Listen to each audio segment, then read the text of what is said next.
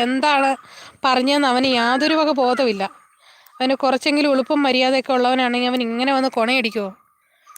ഒരു 4 ലൈൻ പാടുമോ ഒന്ന് പൊൻവീണേ? പിന്നെന്താ, തീർച്ചയായിട്ടും പാടാലോ.